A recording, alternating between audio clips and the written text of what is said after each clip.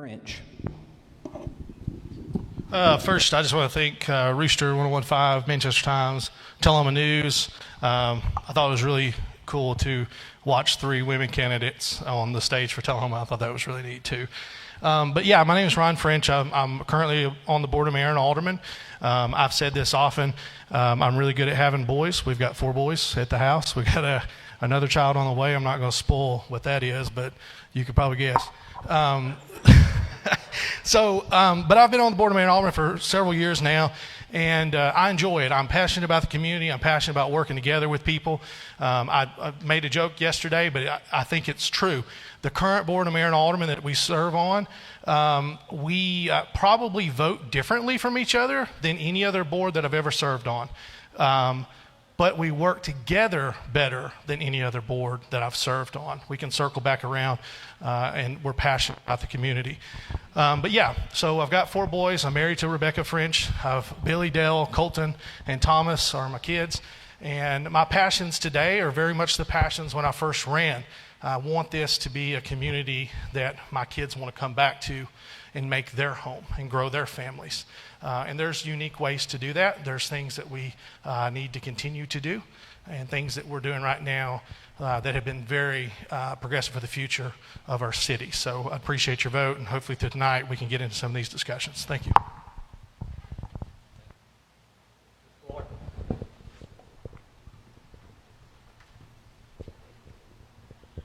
First of all, I want to thank everybody for coming out tonight. I know we're in some hard times right now, so it makes it a little difficult. People are still a little afraid to get out and about. But I'm Tammy Fuller. I moved to Manchester about 4 years ago. I came from Murfreesboro, Tennessee. I lived there for about 21 years, and part of the reason I left was because it grew too big, too quick, and we were not prepared for it. The infrastructure wasn't prepared, the schools weren't prepared, teachers, police force, I could go on and on. I am married to a wonderful husband of 31 years. I have 2 children. I have 3 grandchildren. And I am basically running because I have been in healthcare for 28 years and my passion is people. I care about the community I live in. I care about the people that live in the community. And I know that a lot of people in the community feel that their voices are not being heard, and I want to be that voice for you. I am not afraid to speak up, speak out, stand up for what I believe in, stand up for what I know is right.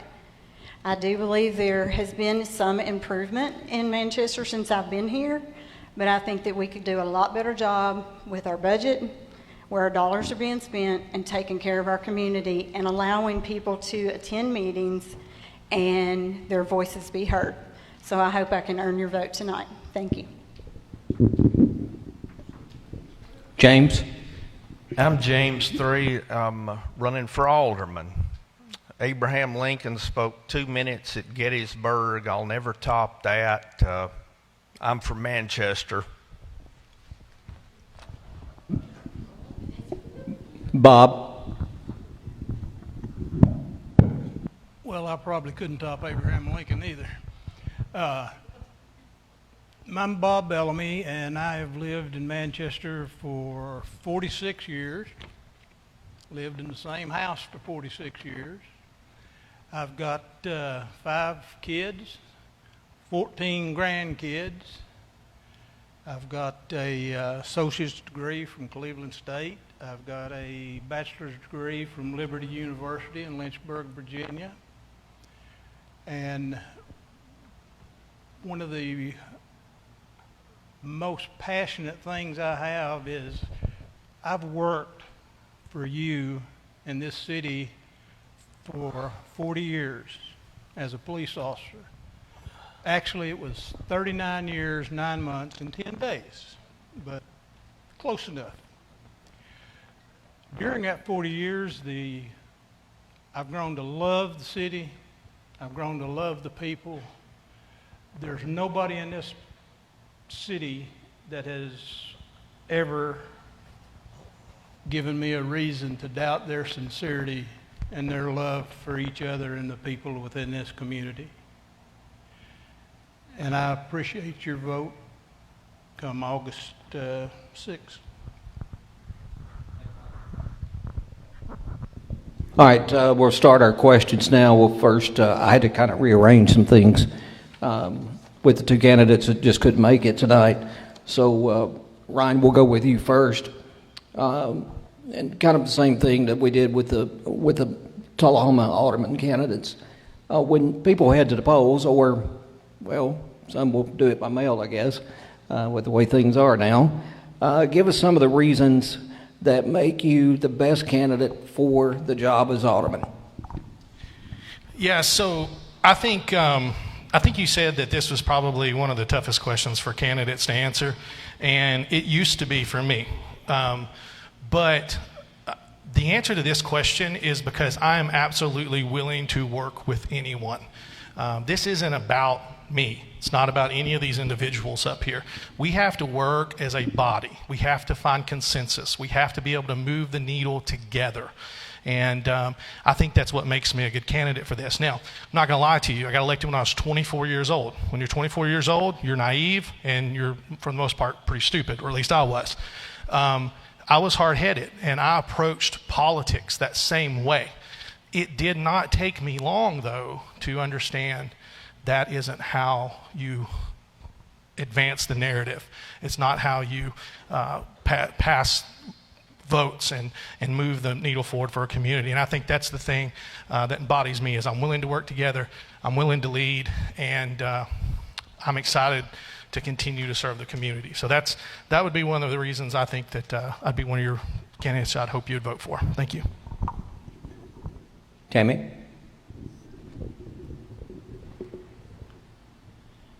Well, like I said, I have a passion for people. It's something I've been doing all my life. I think that because of my background in nursing, pharmacy, dentistry, and all other areas that I've been involved in, I have the diversity to work with all kinds of people.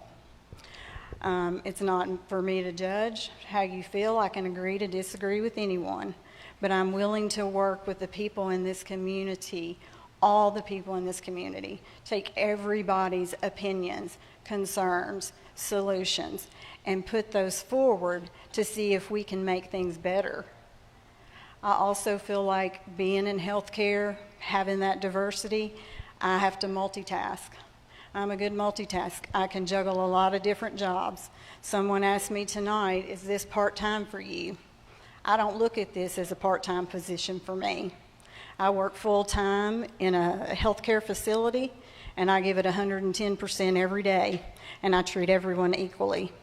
And as Alderman, I will give it 110% and treat everyone equally and listen to everyone's voice. Thank you. James?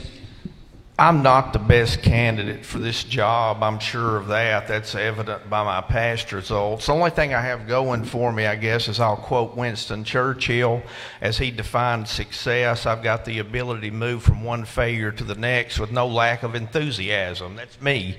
I'm the enthusiastic failure. But I'll tell you one Manchester story about how hard things are to do here. I served a term as alderman about 20 years ago. And Old Charlie's, which is maybe 200 yards from here, they wanted to come to Manchester really bad. And we were within a quarter of an inch of losing that because the museum up there would not agree to sell them a 60-foot strip of property. Had it not been for the owners of that property taking less money, we wouldn't have that. Manchester is completely littered with failures over the last 40 years, and that's just one little example. But I saw that happen. We almost lost O'Charlie's over something completely ridiculous, which there's many other examples of things that we have lost. We're in a hole so deep, I don't think you ever get out of it. The reputation that you accrue when you lose a Bridgestone, when you lose Ascension Healthcare that comes here and wants to build a hospital. I'm talking about things 35 years ago. Maybe a lot of you didn't even live here then. I remember them. I have seen them.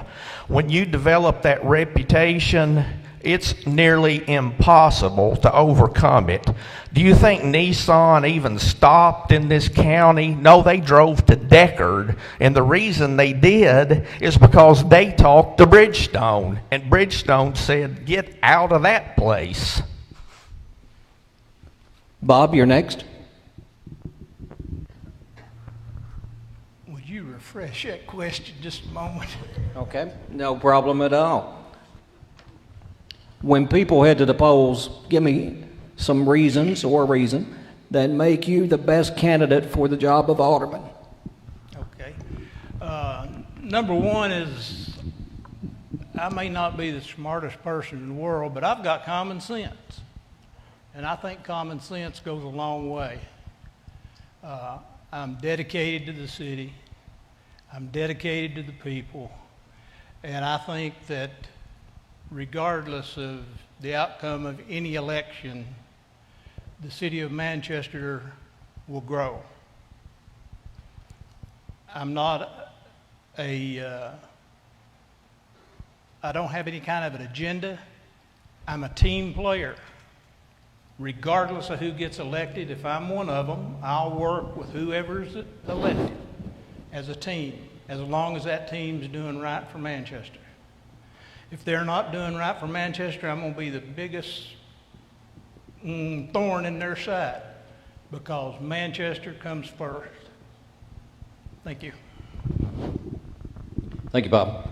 Okay, the next question, James, you'll be first on this one. This is kind of a long question, so bear with me on this, because I think a lot in this question needs to be said before you answer it. But it does concern sidewalks, which has been a big issue in Manchester in the past and continues to be. There have been some improvements around town, as we can very well see, but one area that is talked about a lot is Oakdale Street, especially from the mobile home park to Westwood schools. This has been a subject that has come up numerous times over the years, but still no sidewalks in certain areas. There are certain areas around the school that did get sidewalks. And children either have to walk in the road on Oakdale, and sometimes, and I've witnessed it myself, kids jumping into the ditch or having to walk on private property that some people don't want them to do. Give me your thoughts, plans, whatever to do with sidewalks, especially in that area, but any other part of town that you may be concerned about. James, that's for you. The sidewalk question? Yes. I don't think there'll be a sidewalk built here in the next 5 years. Okay. All right, Ms. Fuller. I'll be honest, I don't know a lot about that sidewalk situation. I would say that if it is going to benefit our community and it's going to keep our children safe going to school, I think it's something that needs to be looked at. I know if I had a child that was walking to school and had to, jump in the ditch or walk in the road, I would be more than willing to, increase my taxes or pay out of my pocket or do fundraisers or whatever that would look like for our city to try to make that happen. I expect there's a lot of people in the city that would do whatever they needed to do to ensure that would happen. So again, it's not something that I have a lot of information about, but I'm glad to get more informed and see if there's a better plan that we can come up with and see if that's something we can get done to keep our children safe. Bob? That is definitely one of the worst places in Manchester, Tennessee for children to walk. Children go to school, they walk that way home, and it's dangerous. We need sidewalks there. There's safe ways to school grants that can be applied for. Before I was around, there was some sidewalks put in, which is great. I think they're fantastic. They're going down Oakdale Street. But personally, I think we went the wrong direction. They went down toward the housing project, which those kids need a safe way also, but they could walk to school without having to jump in a ditch. And I think this board and myself, one of our priorities are sidewalks. We've worked hard to make plans for sidewalks, and I think that will be a continued, lost the word, priority. That'd be continued priority for us, is to put sidewalks not only down Oakdale, but other places in town also. Thank you, Bob. Mr. French? Yeah, so this is a question I've actually ran on before, and was we were involved in the Safe Routes to Schools grant on the initial part, and I agree with you, Bob. We probably went the wrong direction. The reason we went the wrong direction is because we assumed we were going to be able to apply for this for a second phase that was turned down. Now, I think that first step was critical, and I think we've gotten caught in a little bit of a situation here where we wanted to depend on that Safe Routes to Schools grant to help fund that project, and we should probably move on to another mechanism to make sure that that project is funded. I'll give you an example, because we are going to build sidewalks in the next 5 years. Actually, I can promise you we're going to break ground on sidewalks next year. We've actually just passed funding to build sidewalks from Highway 41 all the way down Hills Chapel Road to Forestwood Drive. There's a funding mechanism in place for that. It's going to be a phased project, or I shouldn't say phased, I think I should say it's multiple plans. But yeah, after that, I definitely think that we need to look at Oakdale, or before that actually, we need to finish that project over for the kids. Sidewalks are critical, and not only did we pass funding for Hills Chapel Road, we just recently passed a 15-year ADA compliance plan that's going to be fixing sidewalks across town, making sure that we're ADA compliant in areas that we're not. Some of those are I would assume, are probably what you're referring to in the improvements that we've made. But there's a lot of work to do in this. Sidewalks are important. That's why we advocated for a concrete crew locally, so we could actually build sidewalks within our own public works department rather than having to contract that out every time. That mechanism is going to allow us to do more with less money. So these are things that we're actively doing to address sidewalks, because it is certainly an issue that is on the top of our priority list. James, he acknowledged you and what he said. Do you have a rebuttal to that? You have 30 seconds for that. About the 5-year part of it, or? Yes, sir. That's just a general observation based on 60 years of life here. Okay. All right, now the next question. We'll go to Ms. Fuller for her answer to this, and then we'll go down the line. Citizens have stated at various times through the years that we have too many duplicated services. I asked this same question to the Tullahoma candidates. Is there a way that we could save money by going to a metro government? Would you be in favor of a metro government? Tell us why you would or wouldn't be for that idea.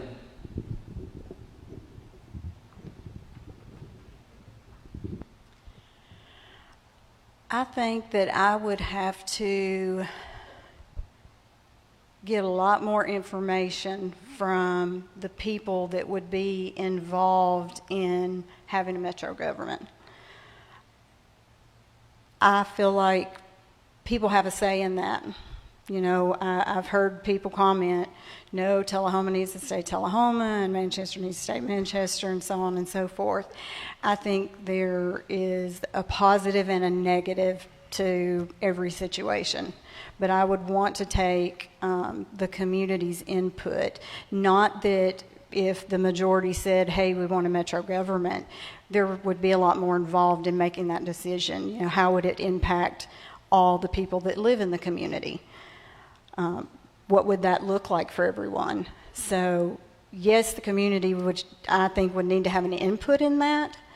And I would have to take all that into consideration and see how it was going to affect everyone, our businesses, schools, EMS, fire department. I mean, there's a lot that goes into that and the people that it would affect. So I would take that all into consideration before I would make a decision on that. Okay, thank you. We'll go to Bob. Well, I would be open-minded, but I think in the short term, it would be very, very, very expensive to bring things equal between the three governments. 25 years from now, it might be the best thing that ever happened. But I'm no fortune teller. And I don't think myself or the Board of Mayor and Alderman or any government body has a right to give your city away. I think it has to come from the people that live here. I don't think we have a right to take your city. Mr. French? Yeah, so luckily we'll never have to vote on this because just a little background, to pass a metro government, you have to send it to referendum, and first and foremost, the vote has to be supported by the principal city. The principal city in Coffee County is Tullahoma because they have the highest population. It was overwhelmingly rejected last time it was on the ballot. If we do get into that discussion, obviously referendum is the way to go. So I would make my decision in the voting booth. I really don't know at this point. I would have to see a plan. That's a pretty complicated question because there's so many facets to that as to, how would this be a good move or a bad move.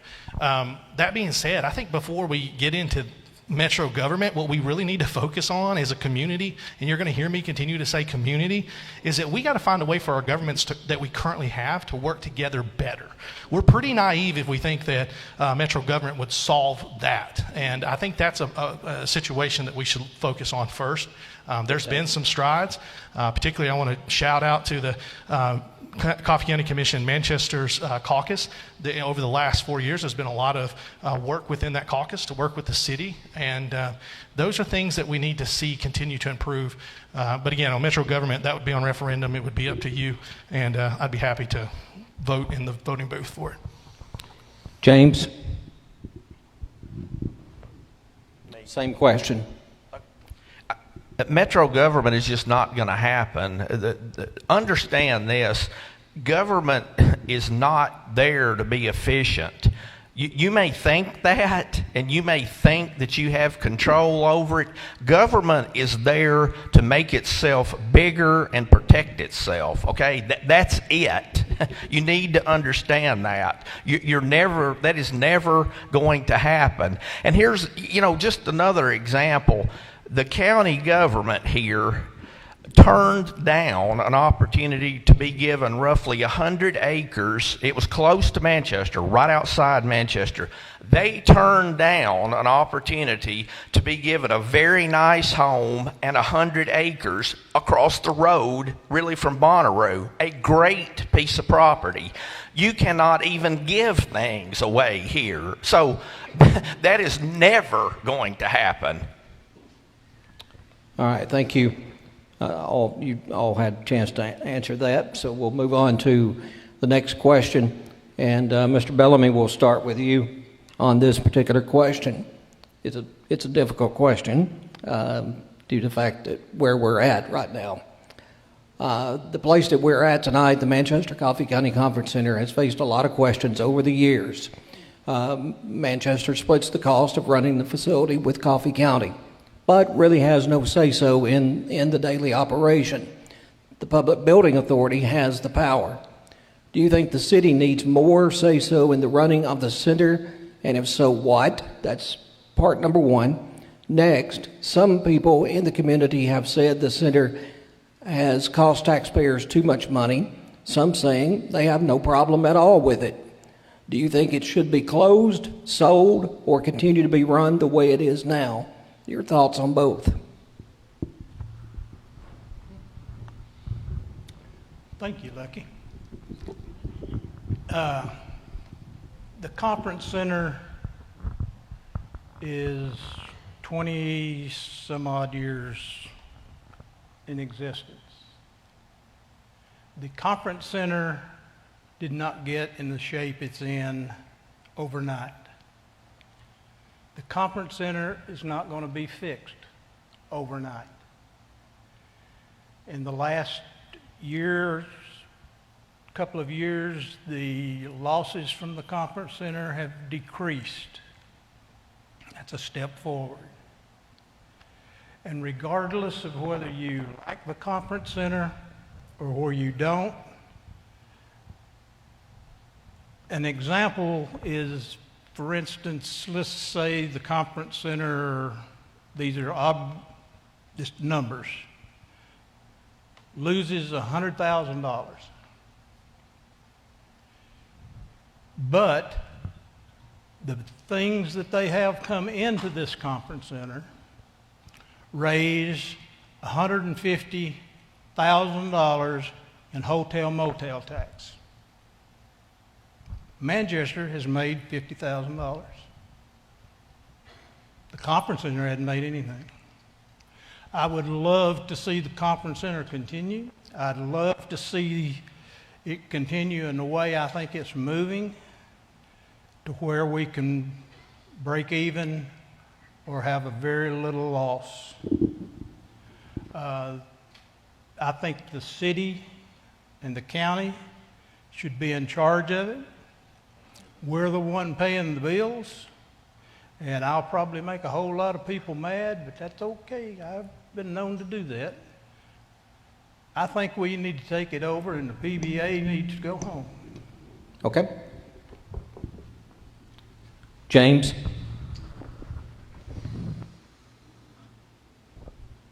I was an alderman when this place was built, voted for it in 2001. It's going to be here. It's a government thing. It's got a constituency built around it.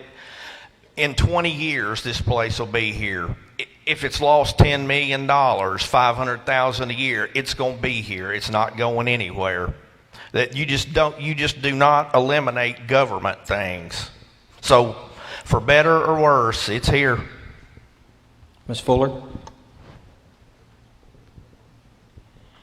I think the conference center could be a good thing. I agree with you, Mr. Bellamy, in that the PBA needs to let go of that, and if the city is going to be paying the bills, then we should be the ones taking care of it.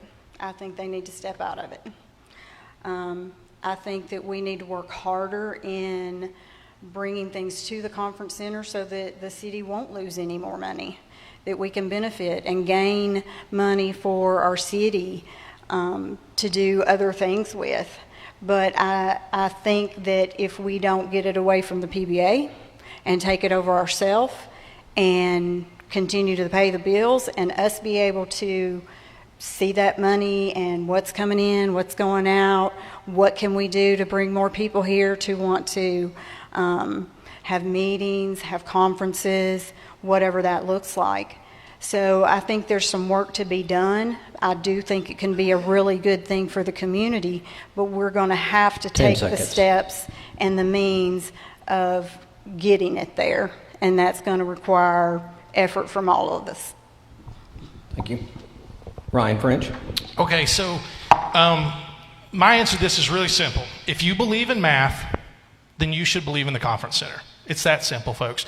The conference center is an economic impact driver. That's what it's designed to do. Communities of our size don't have facilities like this unless they're willing to be subsidized. Now, that's why we invest into things like an economic impact report. MTSU did an economic impact report several years ago. This facility generates anywhere between $5.5 million to $7.5 million. They've invested into new software that's going to be able to give them more accurate details moving forward. Now, as far as the PBA is concerned, at one point I would probably have agreed with everybody that the PBA probably need to be eliminated. I don't agree with that anymore, because while there was a concern, particularly from the county side, that we don't want to use local taxpayer dollars to fund the conference center anymore, guess who came up with an answer? The PBA did. The PBA brought the solution to the county commission that created an overlay tax that is a hotel motel tax for the first time ever. The PBA brought that to the county passed it, thanks to Mr. Bricken and the state legislature, and brought it back. And now the county government has a mechanism to pay for this facility without using one penny of local taxpayer dollars. Now, as far as 15. representation is concerned, absolutely Manchester needs representation on that. And guess what? We used to do that. We used to have representation because the county government worked with us to make sure that we were equally represented. That changed. It needs to change back. So that's my answer to the conference center. Okay. All right, that will wrap up our question and answer. We now need their closing statements, and we'll just go straight down the road. So Ryan, you can continue. 1 minute. Sure. 1 So, minute. okay, I'm going to try to be quick, but I'm not doom and gloom, guys. I believe in this community. I love this community. I want to see it grow. I want to see our trajectory to continue where we're going right now. The city of Manchester has lowered property tax rates twice. That might not be a big deal to some people, but they have went up both on the county level and in the city of Tullahoma over the same period of time. We have cleaned up a financial mess that we were left with. 2012, we had around 1.9 million in reserves and had just passed a $3 million building plan for a police department. Do the math on that. I believe in math. I told you guys that. Doesn't work out. Right now, we're close to $7 million in reserves. We've reinvested that into property tax decreases. We also are in a position where COVID-19 is not going to force us to look at raising taxes or laying people off. We're in a really good position. Tourism is exploding. This facility has a lot to do with that. 10,000 hotel room nights over the last 2 years have been booked for this facility. In 2014, tourism had around an $84 million impact on Coffee County. 2018, 15. that was over $100 million. Okay? We have a lot of things that we need to do. I want to see us have access to the Duck River and where we can float down the river. I want to build new baseball fields. I want to have more things for our kids to do in this community. We're now in a financial situation where we can invest in those things. And I'm always willing to learn. I love this because I'm going to learn something from everybody. Just like tonight, I learned why your wife is such a good teacher because you have 14 grandkids, for example. You know, that's something I learned. Yeah. But I love this town. I'm not going to be doom and gloom. I'm not going to tear it down. And if you want to run for office, I think you're responsible to lift up this community and not tear people down and try to destroy everything Time. in your path to get elected. Thank you. Okay. Ms. Fuller?